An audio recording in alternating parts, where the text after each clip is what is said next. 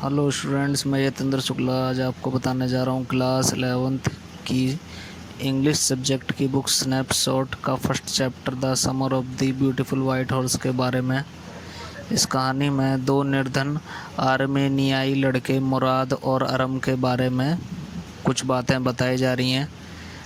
ये दोनों बहुत ही ज़्यादा गरीब हैं और गेरगोलियन परिवार से बिलोंग रखते हैं। जो मुराद है वो 13 वर्ष का है और अरम 9 वर्ष का है।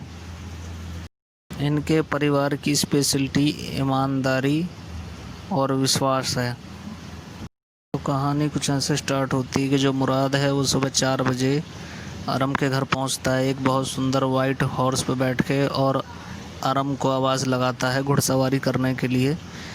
आधी नींद में अरम उठ के देखता है तो वह आश्चर्य हो जाता है कि ये जो वाइट हॉर्स है ये मुराद पे आया कैसे, क्योंकि वो यह सोचता है कि हम तो बहुत गरीब हैं, हम पे रोटी खाने को पैसे तो है नहीं, तो ये घोड़ा कहाँ से आया।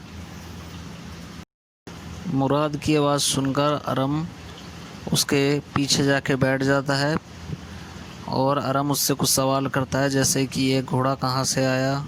और वो मुराद से ये भी कहता है कि कहीं तूने घोड़ा चुराया तो नहीं है, क्योंकि जो गेरगुलियन परिवार है वह अपनी ईमानदारी और विश्वास के लिए फेमस है, और ऐसे तो कोई कुछ करेगा ही नहीं चाहे वो मुराद हो।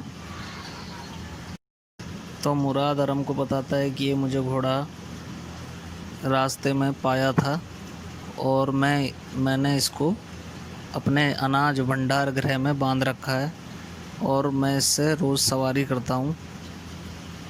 तो अरम कहता है कि इसको घोड़े को हमें जिसका होगा उसको दे देना चाहिए। तो मुराद बताता है जब हमें पता ही नहीं तो हम किसको देंगे। तो मुराद बताता है अरम से अगर जिसका भी यह घोड़ा होगा वो अपने आप ही ढूंढता ढूंढता आएगा और इसे घोड़े को ले जाएगा। तो मुराद और अरम ऐसे हर रोज़ सुबह 4 बजे से लेकर 6 बजे तक उस घोड़े पर सवारी किया करते थे। एक दिन दोपहर में अरम के चाचा खुसरो सिगरेट और कॉफ़ी पी रहे थे अपने घर में।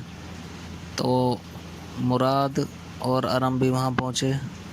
तो वहाँ उन्होंने एक अनजान व्यक्ति को देखा जिसका नाम जॉन बायरो था, और वह खुसरो से कह रहा था कि मेरा किसी ने सफ़ेद घोड़ा चुरा लिया है और मैं परेशान हूँ क्योंकि मैं तांगा चलाता हूँ और बिना घोड़े के तो मेरी कोई कमाई हो ही नहीं रही है। इस बात को अरम मुराद सुन के डर जाते हैं। अरम मुराद से कहता है अब क्या करें। तो मुराद कहता है मुझे तो कुछ समझ में ही नहीं आ रहा। तो अरम कहता है जब तक मैं घुड़सवारी नहीं सीख लूँगा हम उस घोड़े को वापस नहीं करेंगे। तो उस बात पर मुराद सहमत हो जाता है और उसके अगले दिन की सुबह फिर दोबारा वह घुड़सवारी करने लग जाते हैं। तो अचानक सामने से जॉन बायरो को आते हुए देखते हैं। तो अरम तो बहुत ज़्यादा डर जाता है, लेकिन जो मुराद होता है वह साहसी होता है और वह कहता है अरम से कि तू चुप बैठा रही हो, मैं इस व्यक्ति से बात करूँगा। जॉन बायरो उन दोनों लड़कों यानी मुराद और अरम से कहता है तुम गेरगुलियन परिवार के हो। तो वो दोनों हाँ कहते हैं।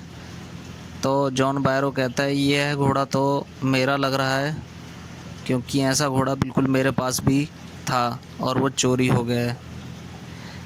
तो मुराद और अरम कहते हैं हम तो चोरी करते ही नहीं हैं, क्योंकि गेरगुलियन परिवार के हम हैं, हम विश्वास और ईमानदारी के लिए प्रसिद्ध हैं। जॉन बायरो उस घोड़े की चेकिंग करता है, उसके दांत गिनता है और वह फिर कहता है ये तो बिल्कुल मेरे घोड़े जैसा है। लेकिन फिर जॉन बायरो कहता है उनसे कि तुम गेरगुलियन परिवार के हो तो तुम ऐसा करोगे नहीं, और शायद ये घोड़ा मेरा है ही नहीं। और ऐसे कह के वो आगे निकल जाता है।